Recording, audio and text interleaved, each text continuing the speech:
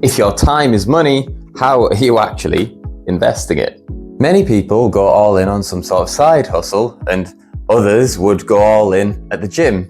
But just like a portfolio, the smart move is balance. And I'm not talking about cramming all your free time with developing 6 businesses balanced by steroid pump gym sessions at 6 a.m. in the morning like some sort of online alpha male.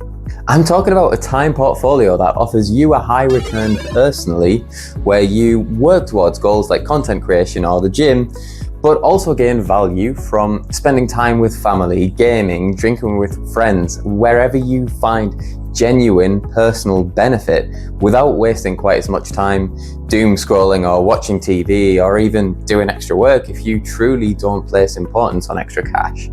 I'm a professional investment manager who works daily with portfolios and has 2,000 hours put into my grueling qualifications, and what all of this experience has taught me is that we should take decades of investment theory and apply it to our daily lives, because after all, why would we be so careful about investing cash but not our time or our effort, because they are all finite, right? So a simple portfolio might look something like this. And don't worry, I will move on from the nerdy finance stuff very shortly, so bear with. We have 60% stocks, 30% bonds, and 10% in something exciting like crypto.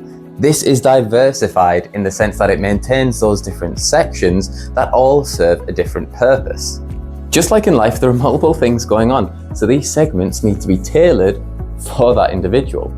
What's important is that there is no one size fits all, it's personal, just as your time portfolio should be. Now let's swap the cash allocations for time allocations. So we have 60% career, 30% side hustle, and then 10% in fitness. Again, these should be activities and goals that are important to you personally, not what some internet productivity guru told you. Hit the gym for 4 hours straight. Now I know that this pie chart could be filled with 1,000 different things. Cooking, cleaning, family time, but I wanted to keep these early videos relatively simple to express my points. Quick note, I do plan on making more of these videos, but this is my first one, so I have no idea if anyone is remotely interested in them, and they do take a really long time. So I would really appreciate it if you could leave a like, a comment, subscription, just so I can see if this sort of thing does offer value to you. These are nicely diversified because you have substantial chunks into various productive activities, and while it is obviously very difficult to monitor exactly where your time is going, if you're thinking that you'll put 30% of your time into your content creation side hustle and then 10% into the gym, you can just be mindful of how much time you're spending on one goal relative to another. For example, if you're spending all of your time after work or uni in the gym, you can already tell that you're overplaying that if you're wanting to spend 3 times as long on your side hustle. I'm not advocating that you calculate your daily average free time, derive what you'll do into 10-minute blocks and convert that into percentages, because here's the thing, we are human. Even if there were some sort of perfectly optimal allocation for you to adopt, like some sort of hyper-focused mega entrepreneur, A, it would be unrealistic that you could possibly stick to that on a daily basis, and B, management of such an optimal time allocation would become overwhelming and demotivating for most people over the long term. So what exactly is my point with the pie and the percentages and the nerdiness? Well, it's that you should at least have a rough idea of where best to invest your time and regularly ask yourself if you're doing a decent job of it. What you need to understand is which segments are most important to you personally and skew those percentages up relative to the ones that don't offer you as much value or benefit. Let me explain. This portfolio may be best for someone who's driven to make more money. Of course, most of us need a huge percentage dedicated to our main income, but clearly this person is also allotting more time towards their side hustle rather than fitness. Perhaps because the value they receive from additional income, like being able to buy luxury brands or financial freedom, is greater than the value they place on how they'd feel from getting stronger or running further or improving at their sport. On the flip side, if you place greater importance on fitness, you could increase that segment or flip them around entirely. So is this a convoluted way of saying, stop wasting time? Well, first off, I believe that these charts provide a useful visual to keep in your head to indicate if you're spending too much time doing one thing instead of another that would yield a higher return for you personally.